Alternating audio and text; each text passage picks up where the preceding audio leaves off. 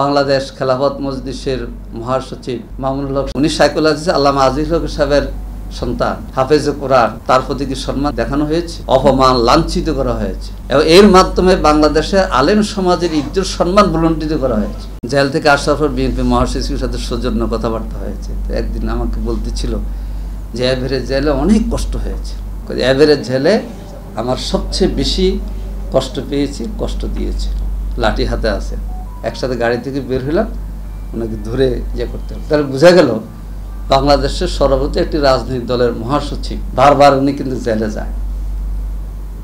তো এখন কর্মীরা তো মন ভাঙ্গে যে মহাসচিব এত মাস থাকে গেলে, আর কর্মীরা রাজপথে নামতে তখন ভয় পায় কিছু। মুক্তিযুদ্ধের নেতৃত্ব দানকারী দল, এই দুই কথার সাথে আমরা দ্বিমত করি না, কিন্তু 1975 সালে সব দল নিষিদ্ধ করে বাকশাল তো আওয়ামী লীগের প্রধানই তৈরি করেছিল। সেজন্যে জনগণের ভোটাধিকার প্রতিষ্ঠা, মানবিক মর্যাদা কি আছে? শেখ মুজিবুর রহমান যেভাবে রাজনৈতিক দলের নেতৃবৃন্দের সাথে ব্যবহার করতেন, আজকে প্রধানমন্ত্রী কি করে? খানে সবুরের সাথে, ফজলুল কাদের চৌধুরীর সাথে তৎকালীন দলীয় প্রধান হিসেবে শেখ মুজিবুর রহমান কি সুন্দর আচরণ করেছেন। আজকে কি সে মূল্যবোধ আছে? আওয়ামী লীগ যে কারণে জেলে নেয়, ফাঁসি দেয়, তাদের দলের সাথে কারো মিলে গেলে আর ফাঁসির কথা মনে থাকে না, আর অন্য কিছু মনে থাকে না।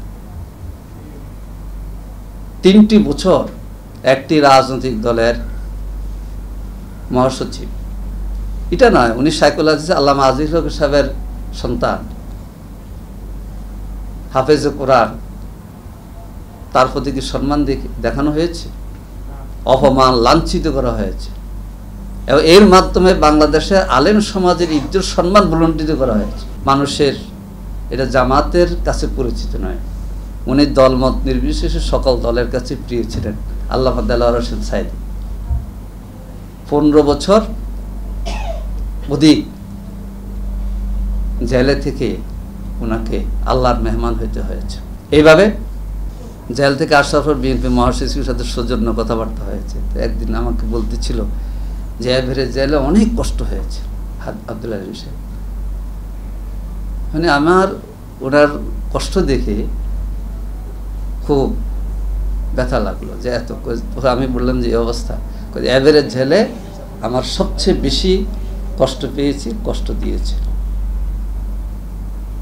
লাঠি হাতে আছে, একসাথে গাড়ি থেকে বের হলাম, ওনাকে ধরে করতে হবে। তাহলে বোঝা গেল বাংলাদেশের সর্বোচ্চ একটি রাজনৈতিক দলের মহাসচিব বারবার উনি কিন্তু জেলে যায়। তো এখন কর্মীরা তো মন ভাঙ্গে যে মহাসচিব এত মাস থাকে গেলে, আর কর্মীরা রাজপথে নামতে তখন ভয় পায় কিছু। আমার কথা হলো এটা নয়, রাজনৈতিক দলের নেতাদেরকে এইভাবে জেলে রেখে মানবিক মর্যাদাকে প্রতিষ্ঠিত হচ্ছে। এই সরকারের আমলে কয়েকশো আলেম, অনেক আলেম হত্যাকাণ্ডের শিকার হয়েছে, জীবন দিয়েছে। বহু আলেম জেল কেটেছে, বহু আলেম জেল কেটেছেন। সেজন্যে আজকে বর্তমানে সরকারের হাতে আমাদের দেশ যে নিরাপদ নয়, এটা বোঝা যায়। সীমান্ত হত্যা কি বন্ধ না চলছে?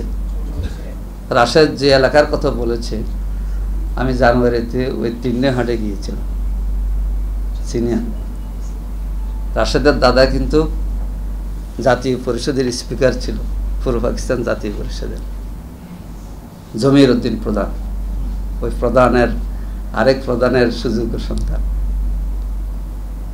সাংগঠনিক কারণে ওই অঞ্চলের দায়িত্ব জামাতের পক্ষ থেকে আমি দেখি। তো 3 হাটও চিনি, আর যেখানে গিয়ে সে বাসের মুখে মুখে হয়েছে ওই বাজারে আমি দেখি। আজকে প্রতিবাদটা তো করতে দিতে পারত, কিন্তু বাস যে আওয়ামী লীগের লোকেরা আঘাত করতে এসেছে, এটা কি মানা যায়? কারণ তারা তো সীমান্ত হত্যার প্রতিবাদ করতে গিয়েছিল, 2টা তরুণ নিহত হয়েছে।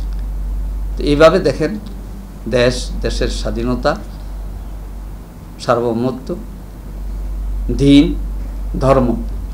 আজকে শিক্ষা ব্যবস্থার মধ্যে এমনভাবে পাঠ্যপুস্তক তৈরি করা হয়েছে, অনেকে বলে যে আর 5-10 বছর পরে আপনারা তো বলেন নামাজ না, জানাজার নামাজ আর হচ্ছে কোরআন শরীফ পড়ার যদি জিজ্ঞেস করেন লোক ছেলে পাবেন না। কেন? প্রাইমারি, হাই স্কুল থেকে আরম্ভ করে ইসলাম শিক্ষার, নৈতিক শিক্ষার যে দাবগুলো ছিল সব জায়গায় সেকুলার কথাবার্তা যোগ করে দিয়েছে। এই জন্যে দেশ, ধর্ম, ইসলাম, নৈতিকতা, দেশের সীমান্ত, ব্যাংক লুটপাট কি বন্ধ আছে না চলছে, দুর্নীতি, সব দিক থেকে মুক্ত হইতে হলে ঘুরে দাঁড়াইতে হবে বাংলাদেশকে। কথাটা আমার ববি হাজ্জাজ ভাই তার দলের পক্ষ থেকে তুলে ধরেছে। আমাদেরকে আসলে ঘুরে দাঁড়াইতে হবে।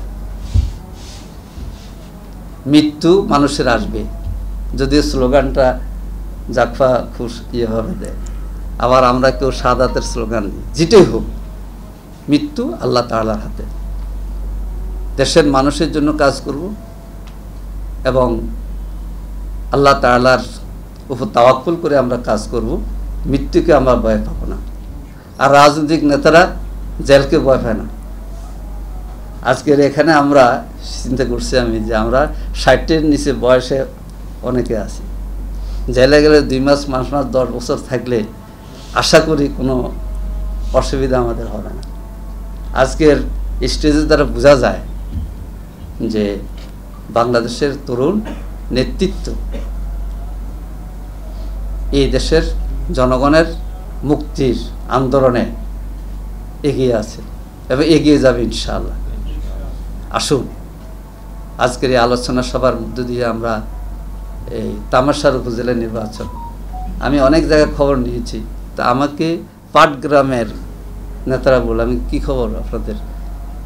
আমাদের তো ভোট দিতে তো যায়নি, তো বিকেলবেলা আওয়ামী লীগের প্রার্থী বলতেছে প্রশাসনকে যে এত ভোট কম দিয়ে তো আমাকে ঘোষণা করলে ঠিক হবে না। তাহলে কি তামাশা হইল? দুপুর পর্যন্ত শুনলাম এত ভোট, সব খবর রাখছি আমরা। বিকেলবেলা দেখা যায় যে ভোট বেরিয়ে গেছে। কেন? বলে যে এমপি সাহেব এত ভোট পেয়ে এমপি হইল। ভোট যদি এটার থেকে একবারে কম হয়ে যায় তাহলে তো অসুবিধা রে ভাই, এই লজ্জা তো বলতে পারবো না। এই জন্য এমপি সাহেবের কাছাকাছি ভোট দেখাইতে হবে। তাহলে কে দেখাইলো? এন্তেকাল কমিশন। এটা আমাদের আকনবারে বেশি বলে আর কি।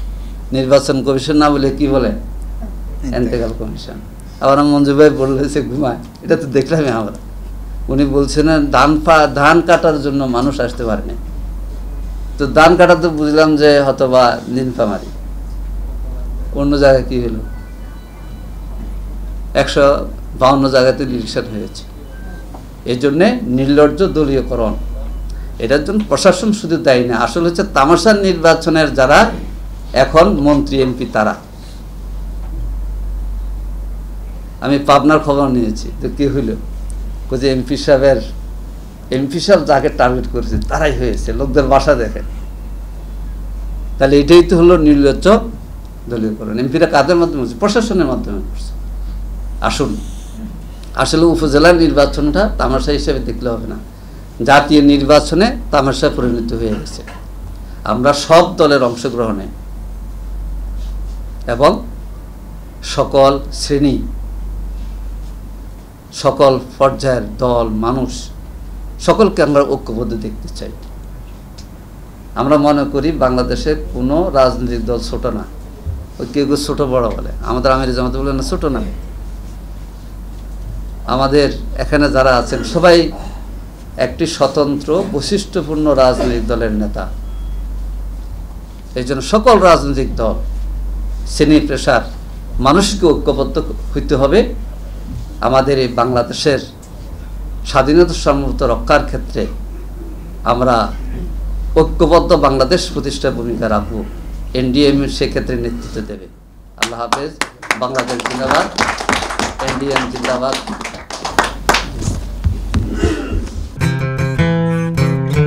1 জানুয়ারি 2024 চেঞ্জ টিভি পা রেখেছে সুরভিত 6 বছরে।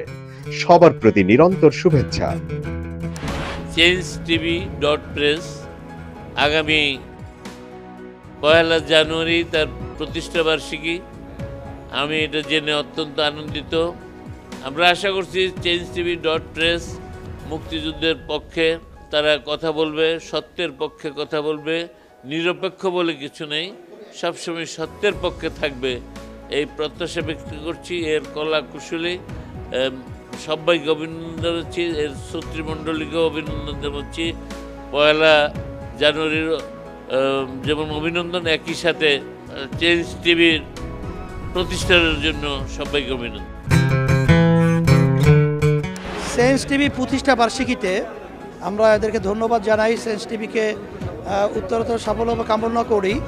আর সাথে সাথে আমরা বিশেষ করে এদেরকে অনুরোধ করব যেন তারা দেশের পক্ষে এবং বাংলাদেশের জনগণের পক্ষে, ইসলামের পক্ষে, হকের পক্ষে, সত্যের পক্ষে তারা যেন সুন্দর পরিবেশন করতে পারে এই আশাবাদ ব্যক্ত করি। আমি শুনে খুবই খুশি হয়েছি। চেঞ্জ টিভি প্রতিষ্ঠার পর থেকে এটি অত্যন্ত বস্তুনিষ্ঠ খবর পরিবেশন করছে। তাছাড়াও দেশের অর্থনীতি, রাজনীতি বিভিন্ন বিষয় নিয়ে তারা